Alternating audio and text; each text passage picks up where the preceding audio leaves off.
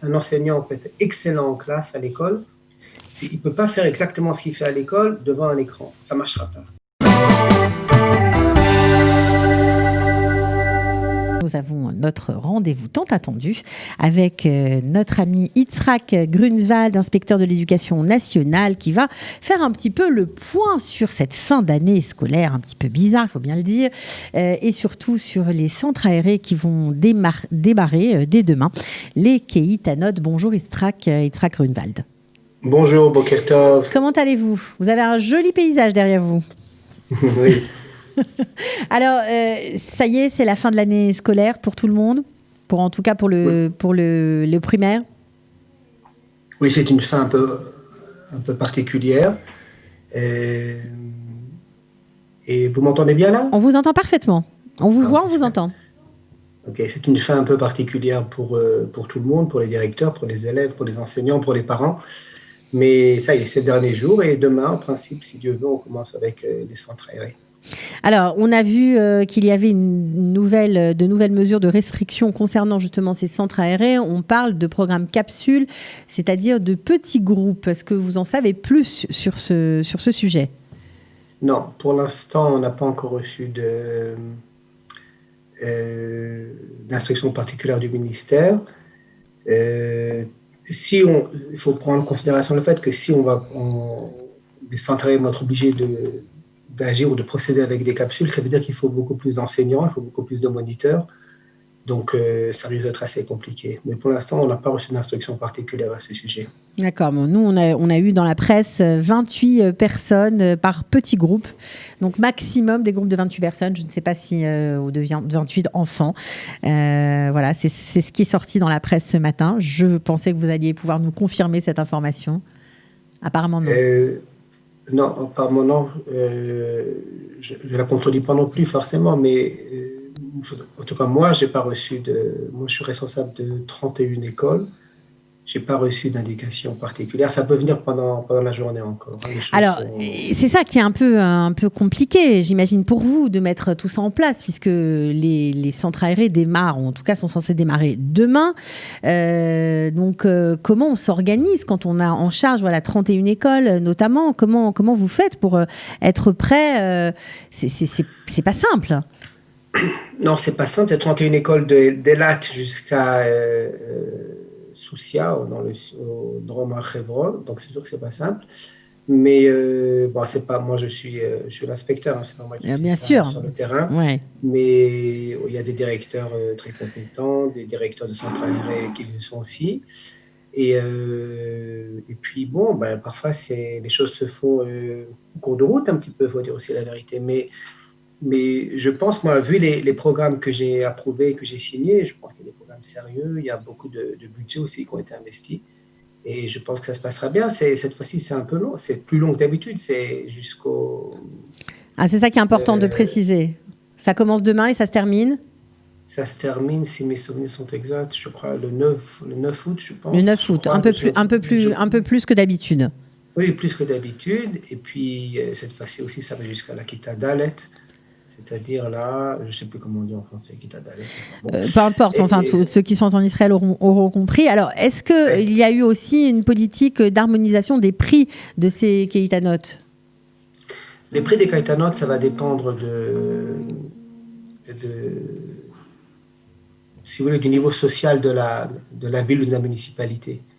Il y a certaines villes où les enfants paieront un peu plus cher que d'autres, mais de manière générale, c'est vraiment bien subventionné. Hein, ça vaut la peine. Ça vaut la peine. Ouais.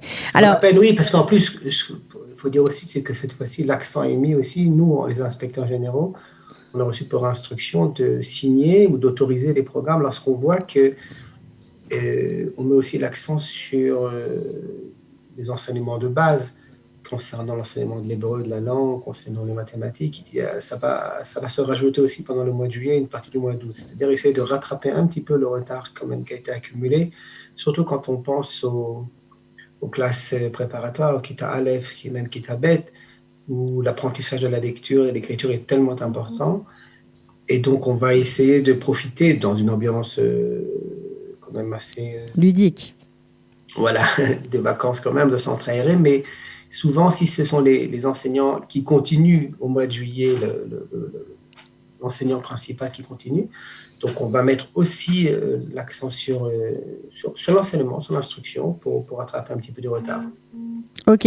Alors, juste un mot, si vous pouvez, concernant le bac, parce qu'on parle de la fin de l'école pour les primaires.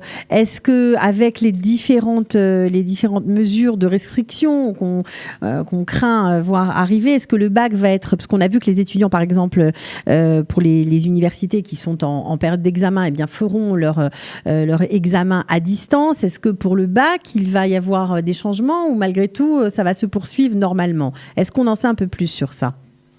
Alors, concernant le baccalauréat, c'est un peu moins mon domaine. Moi, je suis essentiellement dans les écoles primaires. Tout à fait. Mais pour le baccalauréat, en principe, si par exemple, moi, toute ma famille, on était confinés là, pendant 2 semaines, confinement obligatoire.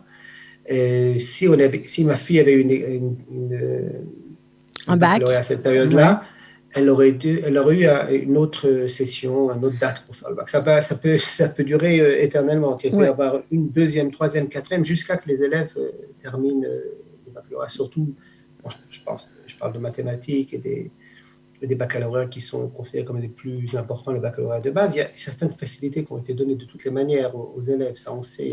Donc c'est important de rassurer les parents si jamais ils ont un problème ou si un des membres de leur famille a été ou est soumis à être, doit rester à l'isolement, eh bien ils pourront demander une autre date pour passer les épreuves du baccalauréat. Donc c'est important de le préciser parce que certains ultra-dachim ne le savent pas. Oui, non, il y a des dates qui sont publiées, des dates qui sont... Bon, c'est certain, moi, je peux vous donner un exemple, mais je parle d'école primaire, mais rien que hier, on a fermé 2 écoles dans une des villes où je travaille.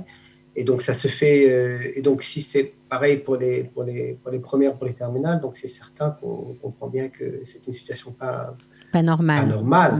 Et donc, il y a des dates qui sont suggérées et les parents et les élèves sont invités à faire l'examen un peu plus tard. D'accord. Juste une dernière question, Yitzhak Grunwald, avant de terminer.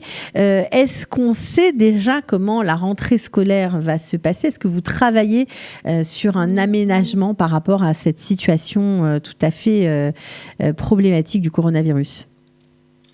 Je crois que toute cette période, finalement, c'est une recommandation à se poser plus de questions que de réponses. On comprend bien que d'un côté, on nous avait prédit au départ plus de 10 000 morts en Israël, de 300 000 morts en France, et Dieu merci, on est très très loin de ces chiffres.